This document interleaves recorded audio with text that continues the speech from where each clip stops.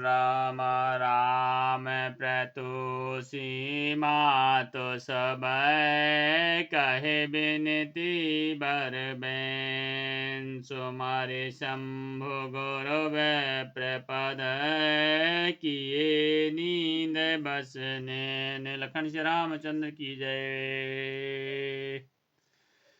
विनय भरे उत्तम वचन कहकर श्री रामचंद्र जी ने सब माताओं को संतुष्ट किया। फिर शिव जी, गुरु और ब्रह्मा जी के चरणों में स्मरण करके नींद के बस हो गए। श्री राम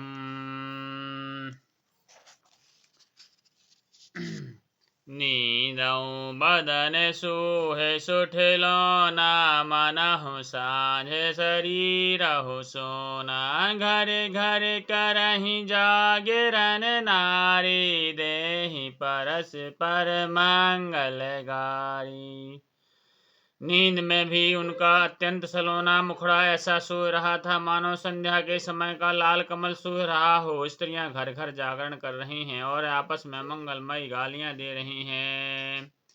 पूरी बेराजति राजति रजनी रानी कहाही बिलो कहो सजनी सुंदर बधुन सासुल सोई फन कहे जनु सिर मनि और गोई।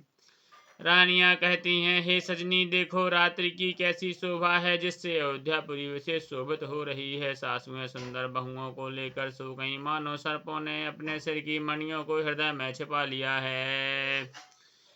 प्रात पुनीत काल प्रभु जागे अरुण चूर्ण बर बोलन लागे बंद मांग धन गुण गन गाए पुर जन द्वार जुहारन आए।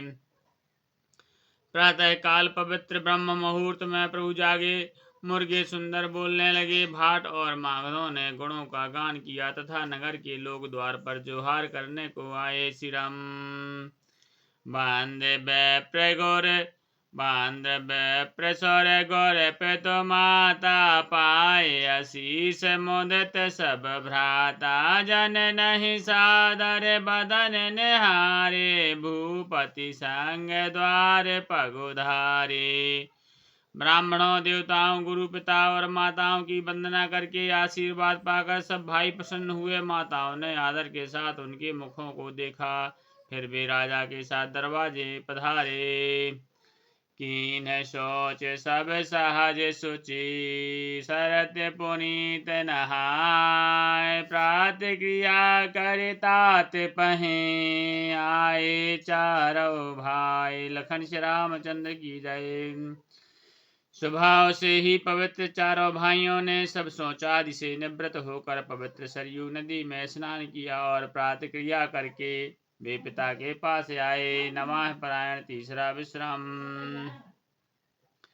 भूप बिलो के लिए और लाई बैठे हरस रजाय सुपाई देखे राम सब सभा जुड़ानी लोचन लाभ अवध अनुमानी।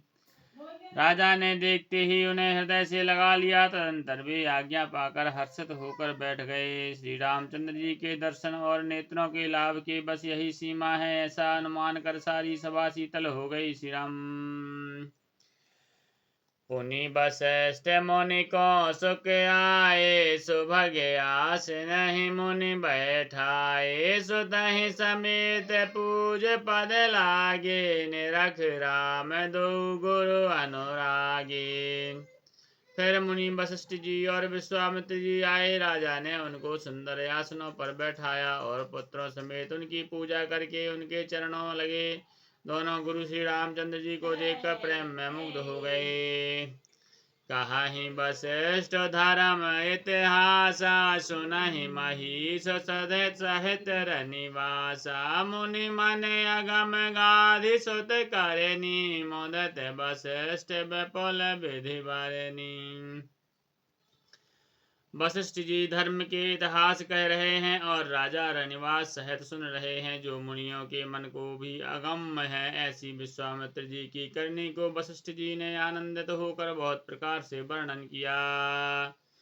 बोले वामदेव सब साची, कीरत कलत लोक तेहु माची। सुन आनंद भयो सब काहू, राम लखन और अधिक उछाहू। वामदेव जी बोले ये सब बातें सत्य हैं। विश्वामित्र जी की सुंदर कीर्ति तीनों लोकों में छाई हुई है। यह सुनकर सब किसी को आनंद हुआ। श्री राम लक्ष्मण के हृदय में अधिक उत्साह हुआ। श्री राम मंगल मोदय छाहे नित, जाहि दिवस यही भातुमगी अवध आनंद भरे। अधिक अधिक अधिकारी लखन श्री रामचंद्र की जय। उमापति महादेव की जय। पवन सुत हनुमान की जय। गोसाई तुलसीदास की जय। बोलो भाई सब संतन की जय।